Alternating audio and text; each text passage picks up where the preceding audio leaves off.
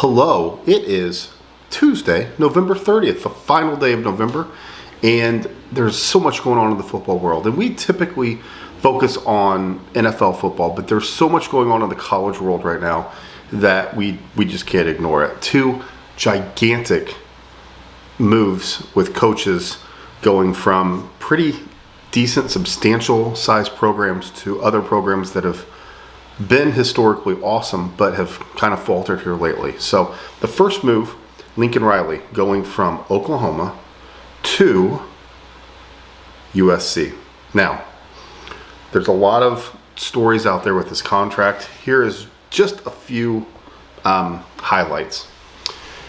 $110 million contract. USC is buying both of his homes in Norman, $500,000 over asking, which is $1 million bonus. Now, one home he lived in, another home they're building, so USC is basically buying both of those, $500,000 over list price or ask price, and here you keep the overage.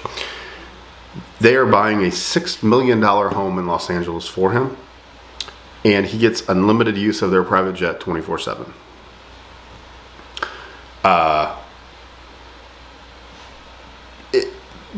That's awesome. I don't even know what to say. Amazing contract. Amazing for him. Now, why did he make this move? Now, Oklahoma's been a powerhouse. Oklahoma's been really, really good. They're knocking on the doorstep again of getting to that Final Four. He never could get through and get really that championship that he's looking for. But personally, I think there's a few different reasons. Number one, it's LA. LA, Chicago, New York, those are the big markets in this country. Those move the needle. Everybody remembers the glory years of USC. Not back in the day, but I'm talking the last set of glory years with Matt Leinart and Carson Palmer and Reggie Bush, and you just keep naming everyone when they were just top 5, top 2, championship every single year. They were must-see TV. The USC practices when Pete Carroll was there had all kinds of amazing celebrities there every single time. So LA has the Chargers and the Rams, but I think it's a USC town. I really truly believe if USC is relevant, they take over, and that kills the Rams. But the Rams have got that glitz and glory. You know, they're fritzy. So hopefully they can both manage. But it's a USC town. So first off, that's tough to say no to. Second off, you're going from a school that's going to go to the SEC that is going to play Georgia, Alabama, LSU, Florida when they get good again, Tennessee when they get good again, South Carolina's all over the place, up and down. Missouri's better. Texas A&M should be better than what they are. Even Texas is going with you. You are leaving a conference where you've pretty much dominated to go to an SEC that, yes, you have a lot of prestige, and yes, you can lose a couple and still get in. But going to the Pac-12, UCLA is your rival, right? Chip Kelly's got them on the incline, but who knows how good they can really be. Oregon. That's all you got to do. You just got to beat Oregon, right? If you beat Oregon, you win the Pac-12. Every single year, Oregon is that top dog. Even when USC was in its heyday, it was USC then Oregon right below them. So, for me personally, yeah, I want the biggest challenge, but I also want the path of least resistance. So, let's go. Let's go face Oregon and see if we can beat them here in a couple of years. Number 3, the recruiting. There are so many awesome athletes around that area of USC and LA and California, basically. If you put your walls up, you're going to have a team that's going to compete for a national championship. So reinstill some of the rivalries, keep your athletes home, instill what you've done at Oklahoma. I mean, look at the quarterbacks that have gone through there. Kyler Murray and Baker, and you just keep naming all the names. Lincoln can coach. We all know that. He can win big games. So going to another kind of sleeping giant It's a brilliant move. I love it. The contract is absolutely hilarious. I'm having you buy me a $6 million home. That's not only what I think of myself, but what you think of me. I mean, who knows what the buyout is? The buyout's going to be insane. The contract's great, $110 million. Let's go. But you're buying me a $6 million house, and I get to use your private jet whenever I want. Sold. Let's go. So I love it. I think it's a great move. That is a ginormous move right there. Number 2, Brian Kelly going from Notre Dame down to LSU. This was announced last night, came out. A couple things that I've heard and seen, just on the Twitterverse. Notre Dame never really publicly said, here's the salaries, but it was rumored that he made about $7 million. And it looks like at LSU, he's probably going to get 10 mil, 100 million. I'm sorry, 10 years, 100 million, something like that. The buyout for LSU at Orgeron was, I think, 17 million, something like that, 15 million. So the buyout's going to be really, really high. So they're going to add some incentives in that. So he's going to get up to 12, maybe 13 million a year. You can't blame a coach for wanting to get paid quite a bit more. I mean, if you're paying me $3 million more a year, I got to at least listen. And what's happened with Notre Dame is he's taken them from the Charlie Weiss, Bob Davie era where they were getting beat by Syracuse and they were getting beat by Navy. And it was a struggle to not quite the mountaintop, but that step below. He's got them consistently in that 2 to 8 range. They can't compete with the Alabamas and the Georgias and the big dogs. But they could compete with that 2nd to 3rd tier. And they could beat them a lot of the times. Whenever you put them on a field with the Clemson back a couple years ago and those Alabama teams and even Georgia this year, they're just not even in the same class. But he got them close. So now you go down to LSU. LSU's in the SEC, and we just talked about why Oklahoma is going to be a challenging job going to the SEC. You've got to get through Alabama, Georgia, all these teams. So if you're LSU, you're in a hotbed of recruiting. You are already positioned in the SEC to do great things. Coach O found lightning in a bottle with Joe Burrow, and that offense, that was just absolutely unbelievable. He struggled everywhere that he's gone. That was like his best coaching by far. Not even like, hey, from 10 wins to 12. I mean, it was this and then everything else has been here. So Brian Kelly's going to come in and immediately give you 8, 9, 10 wins. So can you beat Alabama? Can you beat Georgia? Can you get him the athletes that he's not getting at Notre Dame?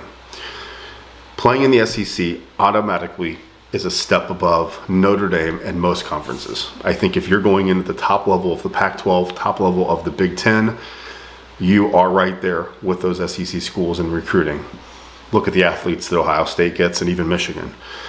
But Notre Dame coming in as an independent that plays in the ACC now, that has lost some of these traditional rivalries. It's awesome that they're on NBC every week. They've got that contract, but the SEC's got their own network too. The SEC is going to give you a better opportunity to play against higher competition. And I never thought I would think that, but I think that that's the truth. So is LSU a better job than Notre Dame? If you line them up, I think they're pretty even. Notre Dame's probably a better job, but I think you have more opportunities at SEC school and LSU. You have that opportunity to get more athletes, where at Notre Dame, you can get these specific guys to come in and play. I know that may not make sense and people may not believe that or trust that or, think that way, but that's kind of what I think. So those are two just ginormous moves right there. So 5 years ago, he had a 4-8 season. They lost to Tulsa. But they've gone 54-9 since 2017. He's going to get paid a lot more. We talked about $3 to $5 million a year, bigger buyout, bigger incentives. Heck, is he going to have them buy himself a Louisiana home down there? Who knows what's going to happen? So, it's you don't have to be a cultural fit to win at these schools. Nick Saban and Urban Meyer are not from the South. They're just not. LSU had the best cultural fit of all time. And they basically just said, get out of here, because he had one great year and then the rest of the time he's been average. Will Brian Kelly win? Yes, he wins. He won at Cincinnati. He's going to win at Notre Dame. If you get the athletes, he will win. His system may be a little different, but it'll be something where we're going to see really, really quickly the different athletes that he can get down there compared to what he's getting up at Notre Dame. So that's really, really shocking and weird to say, because you never thought you would, because of the athletes that they have at Notre Dame. But you have an easier way, an easier recruiting trail if you come in saying you're an SEC school. You do. You're just automatically ahead of the game. The upside in recruiting there is ahead of Notre Dame's. So those are a couple things with the world of college coaching. Now, let's get to this. Cliff Kingsbury, he's sitting there on his couch, and all this is happening, and he's somebody got to his somebody's agent got to got to Adam Schefter with good old ESPN, and basically he's making $5.5 million a year, and he left Texas Tech to go to the Arizona Cardinals. They're number one seed in the NFC. They're really, really good. Everybody likes them, everything like that. So now these stories are all over the place now. He's 42 years old. He is under contract through 2022, this year and next year. He's making $5.5 million a year, which is towards the low end of the NFL salaries. Especially as you're looking at Brian Kelly from LSU is going to get north of $10 million. Lincoln Riley, that just left Oklahoma, is probably going to get more north of $10 million. So what's obvious here is Cliff Kingsbury's agent put it out there that, is Oklahoma interested in him? Well, are they? Probably. For sure. The rumors of all the different names of people, he's on the list. Is he going to come out and say no? Probably not. Is he going to go to the Cardinals and say, well, this may happen. You need to re-sign me. I need a bigger contract? Yes, absolutely. That's what's going to happen here. I would be shocked if he leaves. He may. He may love college. I think he loves the pros, especially with Kyler Murray and this young, fantastic squad that he's got. But these things happen, and we're freaking out because, oh my gosh, is he going to leave the NFL and go to college? Well, he might. For sure, he might, and it might be a good move for him. He might make more money there.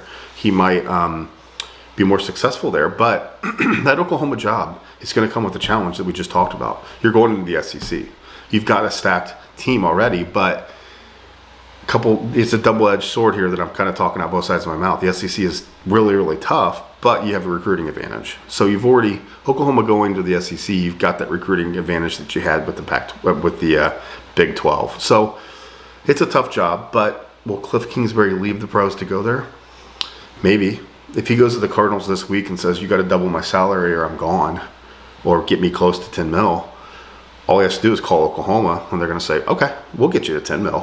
We'll get you to $11 million. Heck, we may even buy your house and give you a plane. That's all it takes. So it's going to be interesting to see what happens. Of all the college coaches changing spots and then the pros, Pete Carroll, is he out at Seattle? They just don't look like they care. Russ is not cooking. He doesn't look great. Is he going to leave next? Is he going to kind of exit stage left, or is Pete going to leave? And if Pete leaves, does he still have coaching under his belt? I mean, does he still want to be out there? So that's another one. And then Urban Meyer, of course. The Urban Meyer rumors are out there. He's already said in the past, Notre Dame's a dream job for him. Of course it is. Everybody in the Midwest, if you lived in the Midwest or grew up here, Notre Dame's your dream job, of course. So we'll see what happens there. But Urban Meyer's wanted to take a peek at. Cliff Kingsbury. I mean, is McVay leaving? Probably not. Any of those guys that it's going to be real interesting who's going to own LA. Is it McVay, or is it Lincoln Riley? Because that's going to be a good rivalry of USC or LA, the Rams. Whose town really is it going to be in 12 months from now? But anyway, we're going to go and wrap up the episode. We just want to talk a little bit about the college coaching carousel and talk about those programs, and that's it. So hopefully you've had a fantastic Tuesday. Hopefully